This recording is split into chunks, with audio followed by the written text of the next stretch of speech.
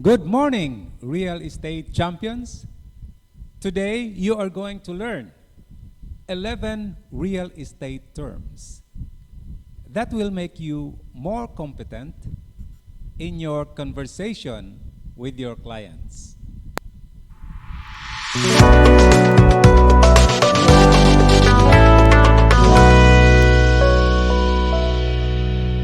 What is vicinity map? Vicinity map is a map which shows the general location of the property and its position in the nearest landmark or major street or highway. Most developers of land always have vicinity map, so you should ask for it. Is a phase. A phase is the biggest part of a subdivision, containing an area of not less than 10 hectares, composed of blocks and identified by numbers. And under a phase is called block. And a block is a group of lots under a phase. A block is a group of individual lots that is independent and not connected with other blocks. They are connected only by the roads between them. Lot area is the size of a lot in terms of square meters. Lot area is the quantity of lot, and it determines the price by multiplying it with the price per square meter. The average size of the lot area will also determine whether the place is high-end, middle-end, or low-cost. An average of 300 square meters lot area will signify that the place is high-end. Or 150 square meters average means middle-end. Or a Class B subdivision if in the city. An average of 120 square meters means Class C subdivision, or low cost if located in the province. But sometimes it can become Class B if located near the city. Okay? Subdivision map. A subdivision map is a plan showing the general features and layout of the subdivision, including blocks and lots and open spaces. Every subdivision map should have the phase number, block number, lot number, and lot area written in the map. You must familiarize yourself with the subdivision map as you will have to orient your buyer all the features of the lot and its exact location and area within the subdivision. Ideally, it should also have the direction where the north is located, as well as the east, west, and south. But if the subdivision map has no direction of the north, you must ask the developer and make the marking yourself. Okay? Now let us discuss lot plan, because this is one of those items that buyers would always ask. What is lot plan? It is a top-down orientation or technical drawing of the position of the roads connected to the lot, showing the lot dimensions, the boundaries, setbacks, and right of way. Buyers usually ask for lot dimensions before buying.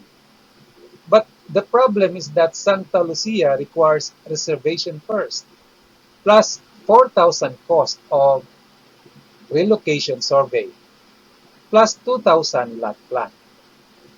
An alternative is to convince the buyer that you can just estimate the lot dimensions. I will teach you how to estimate dimensions. This will be a separate subject that we can take up later on because it is lengthy. It's actually the main job of the surveyor, and I have learned by experience how to do this job. Okay? Uphill. Uphill is a type of sloping lot where the front side of the lot is at the lower level while the back side of the lot is at a higher level of the slope.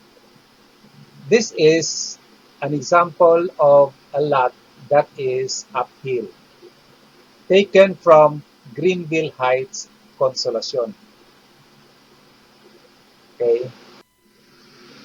Downhill is a type of sloping lot where the front side of the lot is at the higher level while the back side of the lot is at a lower level of the slope. This is an example of a downhill, and this is located in Vista Grande, Talisay City.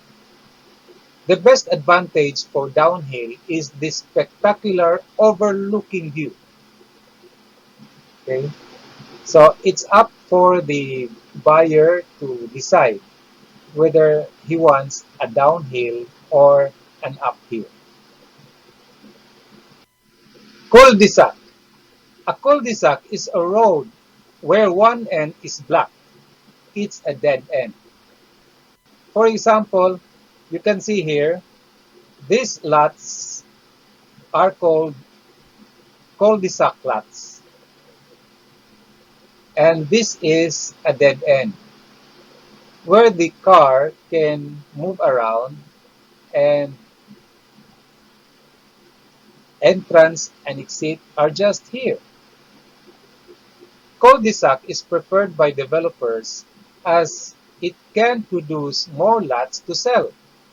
Plus, the car can just move around the circle for convenience in driving. The disadvantage is that the lot may not be desirable in shape. The lots usually are the last to sell on the cul-de-sac, but eventually they will be sold out. Retaining wall. Retaining wall is a structure designed and constructed to resist the lateral pressure of soil when there is a desired change in ground elevation that exceeds the angle of repose of the soil. Many buyers avoid lots that are adjacent to the river because they will be forced to build a retaining wall to prevent soil erosion. And this is quite expensive. So this is an example of retaining wall. Riprap.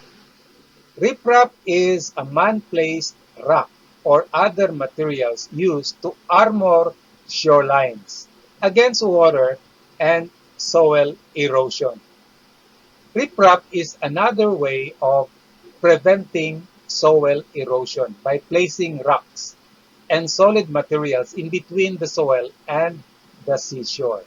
So this is an example of a riprap. Cistern. Cistern is a tank for storing water, especially one supplying taps or as part of a flushing toilet. It is an underground reservoir for rainwater. Installing a deep well is not allowed in all Santa Lucia projects and other subdivisions as well. It is prohibited by law. But a cistern that catches rainwater is allowed, provided standard requirements are to be met. So this is an example of a cistern, this one. And this is an artesian well, this one. And this is not allowed. Only cistern is allowed.